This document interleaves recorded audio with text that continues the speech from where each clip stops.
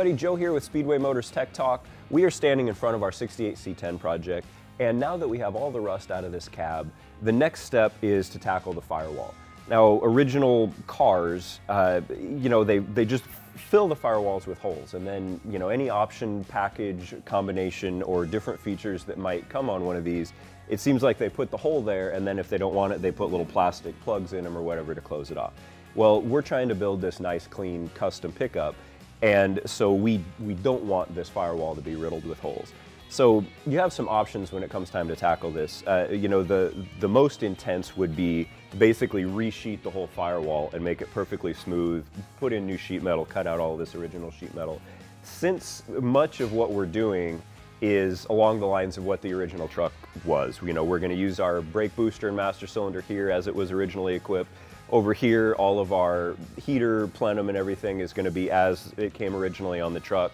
So we're not going to resheet the whole firewall. We're just going to fill the unnecessary holes. And the way that we're going to do that is Speedway Motors sells these little circle patch plug kits. And basically what it is a bag full of sheet metal in varying gauges that are cut out in holes that allow you to fill in these holes. They're sized perfectly for the holes that you're likely to come up against on a firewall like this, and work really great. A hole is a weird thing to cut out, whether you're using a bandsaw or a snips or whatever.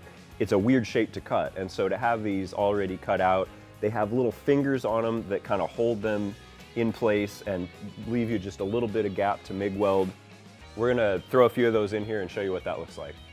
It's really important when you're gonna weld that it be just as clean as possible. You don't want any rust or in this case our epoxy, anything on it that can be ground off. So we're gonna use this Scotch-Brite Roll-Lock and kind of clean the area around these holes before we fill them. It might be really helpful in sort of holding this in place. You can use, if you can get behind it, C-clamps on a vice grip or just anything that'll kind of help you hold it flush. And since these have the little teeth on the outside, you might also find it helpful to kind of hammer and dolly it into place.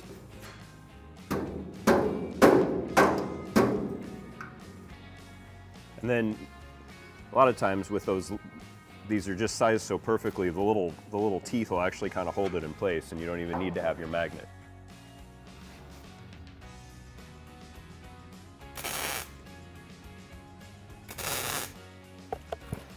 All right, now that we've got that tacked in, it's really important to remember a couple things. One, when you weld, it actually kind of shrinks the metal.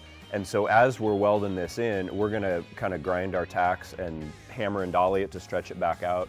And the other thing to remember is that you can't just burn this weld in, because the weld shrinks, it'll actually distort the sheet metal. And when you get out on an open panel like this, the whole panel will start to get all wavy gravy, and you don't want that.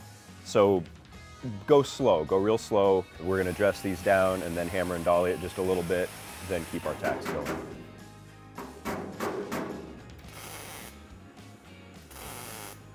Like I say, you'll wanna just work slow. I've just added 4 more tacks and we'll just keep working our way around. But one good way to keep from getting too much heat in the panel and having it warp is by blowing some compressed air on it, and that'll kind of slowly cool it without making it brittle or anything.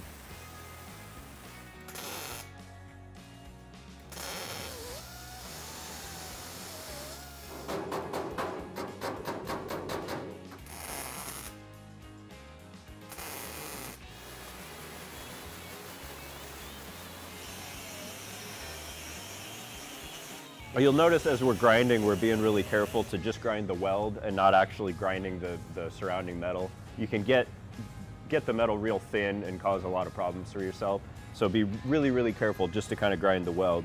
And then as we're doing our hammer and dolly work, you don't have to nail it. You just want the dolly to be behind it and just hammer kind of lightly to sort of stretch that metal back out around the weld where it's shrunk. If you go too crazy when you're hammering on dolly, you'll stretch it too far and again cause problems for yourself, and you can end up with an oil can or whatever. So it takes a little bit of trial and error, but just kind of sneak up on it rather than erring on the side of hitting too hard or too much.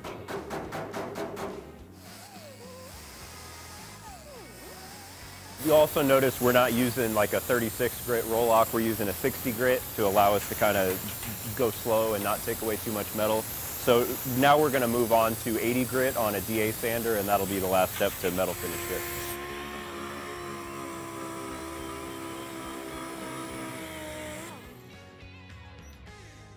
All right, and that's pretty much it. We have, where there was a hole, there isn't anymore. It's nice and flush because we were careful not to put too much heat into it. We had the luxury here of being able to get behind it with the dolly to hammer it out. It's just going to be really important if you can't get behind it to move real slow.